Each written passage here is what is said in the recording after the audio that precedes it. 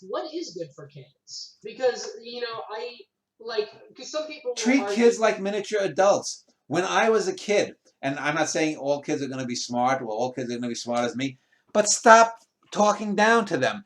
You don't have, I mean, look at a great children's book. I wrote a great children's book called The Kids Book, but probably one of the greatest children's book you could read is Pinocchio. Pinocchio is dark and it's complex, and Pinocchio doesn't give a fuck, and I mean the book, not the character, but the book of Pinocchio doesn't give a fuck about political correctness because it didn't exist, and it doesn't give a fuck about any of that shit. It wants to tell a story and impart some wisdom, and it's aimed at children, but an adult can get something from it too. Carlo Collodi, and I think his real name was Carlo Lorenzini, but Carlo Collodi, his pen name, was, I mean, in that one book alone, he showed he was a true artist. And I've read some of his other stuff, and it's okay, but it's not in a league with Pinocchio. Pinocchio is his grand masterpiece or whatnot. But that, you don't talk down to children. When you know, it's interesting. The people who get the most annoyed at me online and whatnot, they're usually these neck bearded white guys who are insecure. They're these guys who would go around in a fucking truck and say, "Oh, Vern, look, there's a nigger. Let's kill him." These are these fucking inbred mutant motherfuckers that don't like me. I can tell you, in all the years that I've worked with people, eh, one of the things I found the most curious is that the people who really like me the most tend to be minority people and black people. And the reason is that if a black person acts like an asshole, I'll say, don't be a fucking asshole. I treat them, there's no difference there. I don't put them on a pedestal. I don't look at them as below me. And the same thing I do that with children is that, yes, I'm obviously smarter than a 7-year-old, but if I'm talking to, and I've talked to children before, both the children of people I know and my own niece when she was young. And, I talk with them. I don't say, "Oh, goo goo gaga. Yes, oh, you're such a sweet little girl." I don't fucking condescend to people. Why? I don't want to be condescended to. The worst thing you can do as an artist is condescend to people. Always write up, always create art upward for those people up there. Assume that your audience is smart, even if they're 99% of them are fucking morons, because you want to reach that 1% that's going to get something. Most people aren't going to get something. Most of life passes through them and it's shat out the end.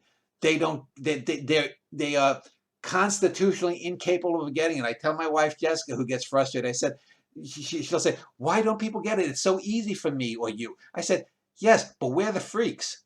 We're the freaks. Most people aren't going to get that." And but there is this network of freaks that, uh, Homer, if he existed, was a freak. Uh, Lady, I forget her name, Lady Murasaki, who wrote The Tale of Genji, was a freak.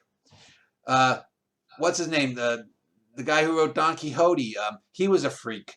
Um, uh, and Orson Welles was a freak. Antonioni was a freak. Kurosawa was a freak.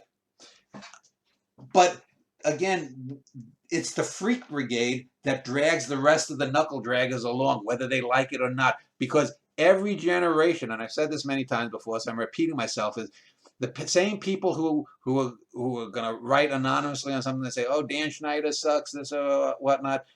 Who gives a shit? Because there are going to be more people like you. Once I'm safely dead, and I can't be speaking out and whatnot. I for one time I got invited to speak at a college, and then by the kids.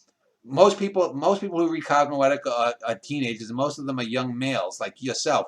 I was invited to speak to a college in Iowa, and after the kids invited me, 3 or 4 of them invited me to speak. The professors put a kibosh on it, and I said, "Well, that's fine. I didn't want to go." I said, "I can do a video, a Skype talk or whatnot." This was about 5 or 6 years ago, and they said, "No, they didn't think that you were a proper subject or whatnot." And I forget the name of the kids. I never heard from them again. But this is the kind of thing. Why is a young man like yourself, college age, why are you able to see that I'm saying something that has value and wisdom?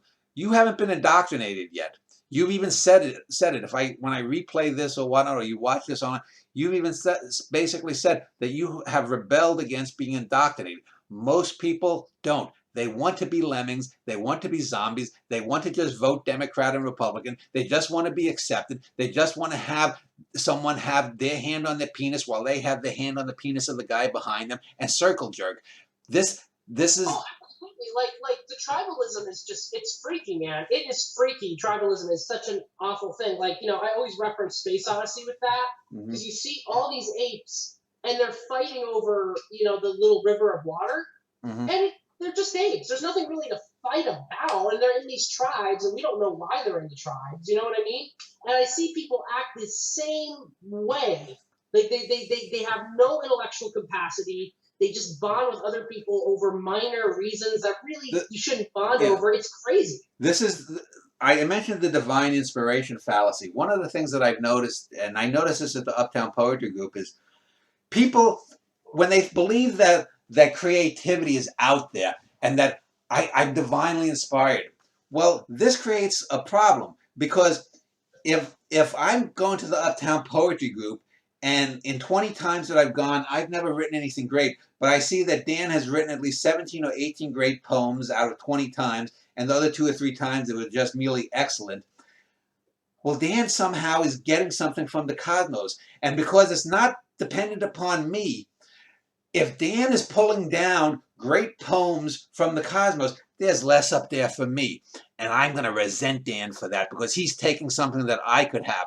Well, this is absolutely nonsense because there is no divine inspiration. Everything that I've ever written comes from me. That doesn't mean that I'm not influenced by Walt Whitman or not influenced by Norman Mailer even. Uh, but, but you, if you're writing or whatnot, no matter what I succeed or fail at, has nothing to do with you. You're going to succeed or fail on your own merits, but if we have this idiotic belief that creativity is somehow detached from, and this gets to why I'm against supernaturalism and whatnot. I'm a materialist in term, not financially, but in terms of philosophically. Is if we believe in this garbage that there's absolutely no proof, zero proof. You have free will. I have free will. Recent science in the last 10 or so years has shown this really unambiguously. And I don't want to go into all of it, but if you believe in the supernatural crap that somehow if I succeed, that means you have to fail, that's stupid. Creativity isn't a zero-sum game like that. You have as many chances to write and do something or create a piece of art. That's great if you really are willing to sacrifice and have the ability as you can do. And nothing I can say or do can deter that from you. Only you can. And you have to accept the responsibility that if you succeed or fail, it's on you. If I succeed or fail, it's on me. And people don't like that because they don't want to have responsibility. We live in an irresponsible society, socially, personally, sexually, in any way you can conceive of. Whether it's some kid who wants to piss and moan at me because oh, God forbid that I move something 5 feet out of the way that he had put there that shouldn't have been there in the first place, or whether it's because David Foster Wallace, just wanted to yank his chain or whatnot and didn't want to actually take responsibility for it. Maybe, oh, I've got this opportunity that a lot of writers would kill for, but I'm just going to fuck around and see if I can bang some stupid broad.